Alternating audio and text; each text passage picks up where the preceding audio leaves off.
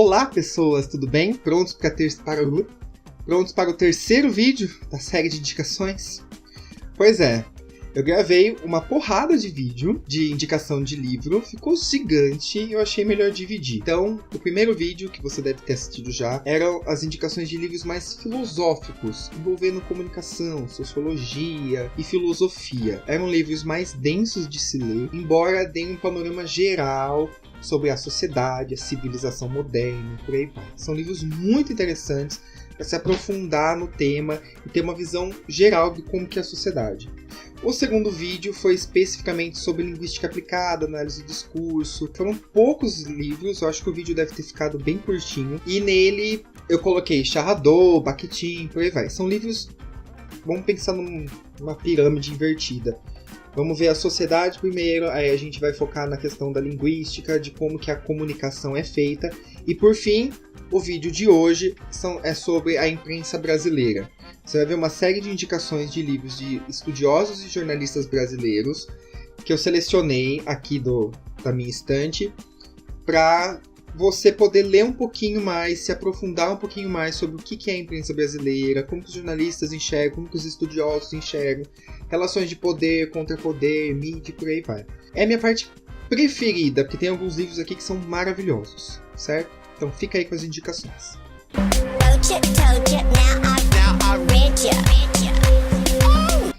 Vou pegar o gancho agora do discurso das mídias para falar especificamente sobre livros de imprensa. Eu selecionei alguns aqui, todos eles são de jornalistas brasileiros, jornalistas estudiosos brasileiros. Vou começar com o mais importante para mim de todos, que é Padrões de Manipulação na Grande Imprensa. É um livrinho minúsculo, com 60 páginas, uma diagramação bem facinho de ler, mas que ele vai trazer, ele e o Aloysio Biondi vão trazer padrões de manipulação, os truques e as formas com as quais a imprensa brasileira manipula a população. Os dois estudos são focados na imprensa da década de 90. É focado na imprensa da década de 90, principalmente porque foi a época em que a gente teve uma maior abertura para o exterior, para a economia internacional, e a imprensa precisou, e fez isso com muita ênfase, mostrar para a população que aquela abertura era boa, que as privatizações eram fundamentais, que as reformas políticas eram muito boas. Esse livro aqui, eu vou fazer um vídeo especial sobre ele, com esses padrões de manipulação, para trazer para você. Olha, você é manipulado assim, assim, assim, assim. É o que ele faz, é o que eu quero fazer. Pegando o gancho desse, O Brasil Privatizado não é necessariamente um livro sobre jornalismo. É sobre a cobertura jornalística e sobre as privatizações na década de 90 aqui no Brasil. Os dois juntos foram os principais livros que eu usei no mestrado. São dois livros super curtos, mas são livros fundamentais para a gente entender o que aconteceu na década de 90 e se preparar para o que pode acontecer nos próximos 4 anos.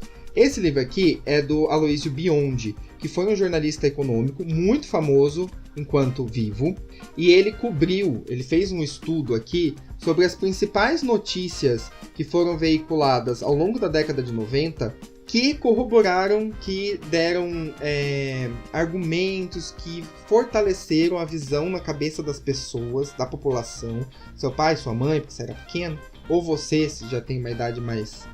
Tá com 40 anos, por exemplo, como que a imprensa conseguiu colocar na cabeça das pessoas, durante a década de 90, que a privatização era boa. Sem sombra de dúvida, os meios de comunicação, com seu apoio incondicional às privatizações, foram um aliado poderoso. Houve a campanha de desmoralização das estatais e a ladainha do esgotamento dos recursos do Estado. Mais ainda, a sociedade brasileira perdeu completamente a noção, se é que tinha, de que as estatais não são empresas de propriedade do governo, que pode dispor delas a seu bel prazer. Esqueceu-se de que o Estado é mero gerente dos bens, do patrimônio da sociedade, isto é, que as estatais sempre pertenceram a cada cidadão, portanto a todos os cidadãos e não ao governo federal ou estadual.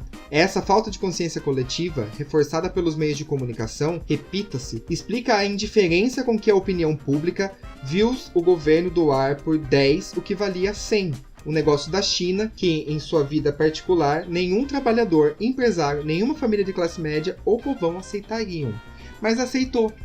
A gente vendeu a Telebrás, a gente vendeu a CSN, os Minas, vendeu uma série de coisas na década de 90 que poderiam estar nas nossas mãos hoje em dia, nossas como nação, como país, como população, e a gente poderia ter muitos benefícios, muitas coisas positivas hoje em dia. Você sabe que no Brasil estava se desenvolvendo, lá na Unicamp em Campinas, toda uma pesquisa sobre a internet também. A internet nos Estados Unidos, como você pode ver na questão do Castells, aqui na Sociedade de Rede, foi financiada pelo governo.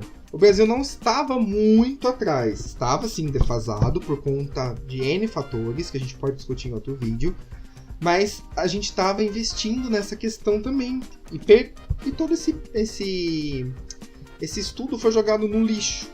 E a gente abriu as pernas, arreganhou muito bem arreganhado para as empresas internacionais. E aí temos aqui hoje Vivo, TIM, Claro, Oi, e por aí vai, que o sinal não pega. Você precisa ficar pagando por créditos, frutos da privatização, não é mesmo? Tem, obviamente, o lado positivo, de que a gente teve acesso a tecnologias, por aí vai, blá, blá, blá, blá. Mas a questão é como isso foi feito. E é importante ler isso daqui hoje, porque estão querendo privatizar a Eletrobras, estão querendo privatizar a Petrobras. Então é importante ver como que a imprensa conseguiu vender que a privatização era uma coisa boa lá na década de 90, pra gente não cair nessa mesma lógica hoje.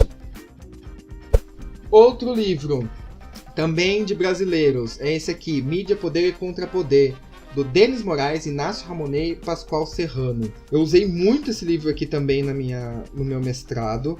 Eu achei ele enquanto estava escrevendo, na hora que eu achei, eu parei tudo, li inteiro e usei vários trechos. Quer ver só? Vou ler alguns para você. Costumamos pensar que os meios de comunicação são essenciais à democracia, mas, atualmente, eles geram problemas ao próprio sistema democrático, pois não funcionam de maneira satisfatória para os cidadãos. Isso porque, por um lado, se põe a serviço dos interesses dos grupos que os controlam, e por outro, as transformações estruturais do jornalismo, tais como a chegada da internet e a aceleração geral da informação, fazem com que os meios sejam cada vez menos fiáveis ou menos úteis à cidadania.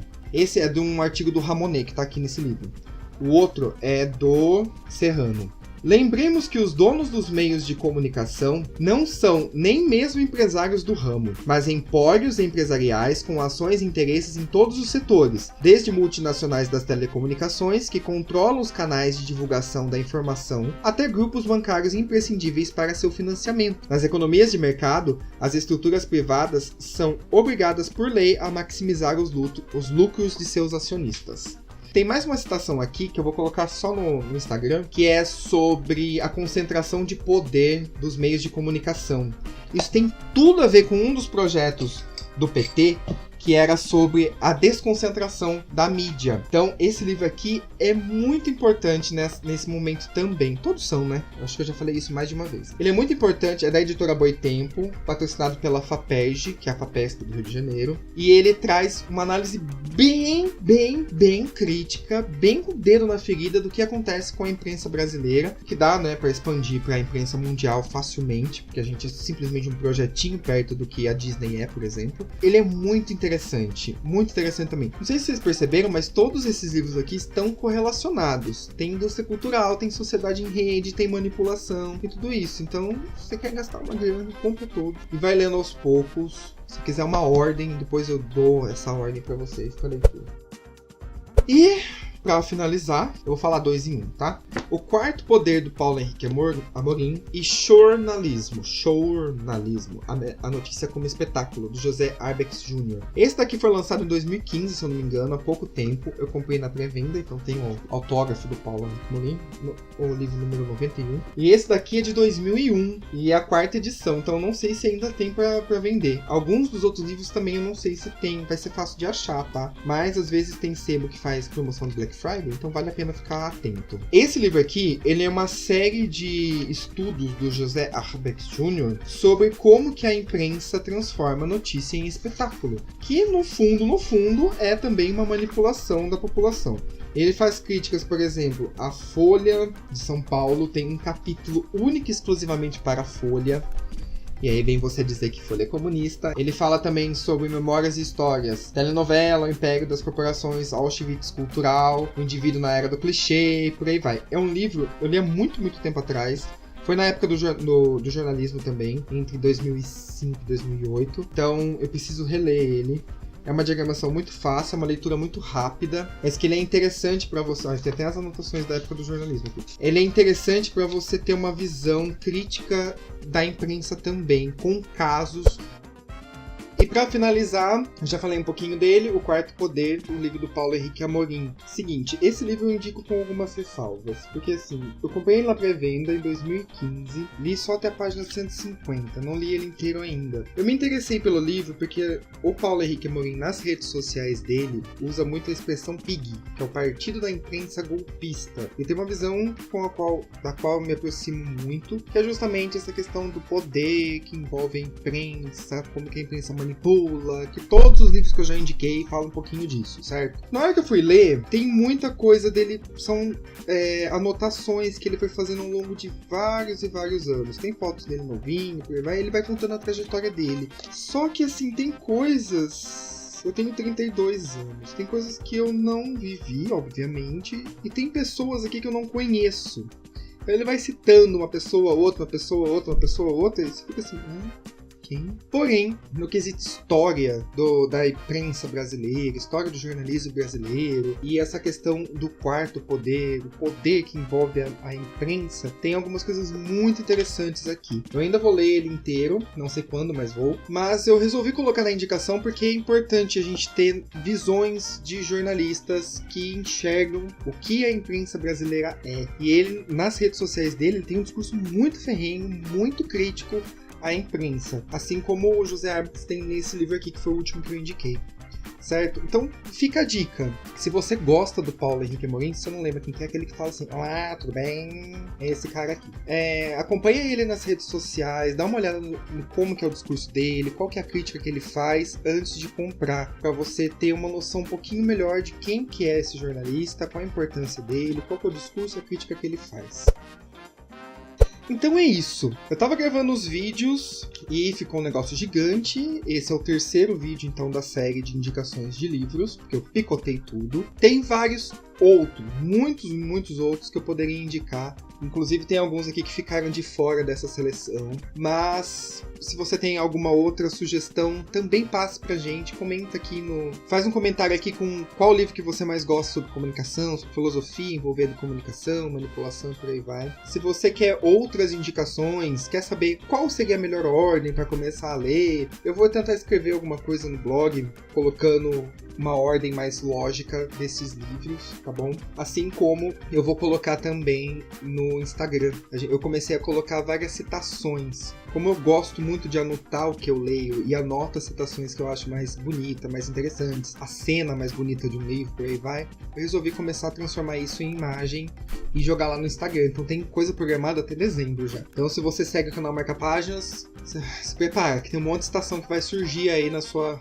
timeline. Se você não segue, fica a dica, fica a sugestão. Siga o canal Marca Páginas, que é @canal Marca Páginas Oficial. O nome é grande, porque não tinha Marca Páginas só. Além disso, eu comecei a usar as questões da comunidade aqui. Hoje, segunda-feira, eu lancei, nesse final de semana, uma questão sobre o próximo vídeo que vocês gostariam de ver aqui no canal. Já tinha 20 votos. Eu achei que não ia ter nenhum, mas teve. Então, se você gosta do canal, segue lá. Vou começar a colocar bastante enquete, principalmente sobre termos de economia, sobre termos de comunicação, sobre livros, sobre vídeos, próximos vídeos. Então segue a gente, vamos fortalecer essa comunidade contra a ignorância mesmo.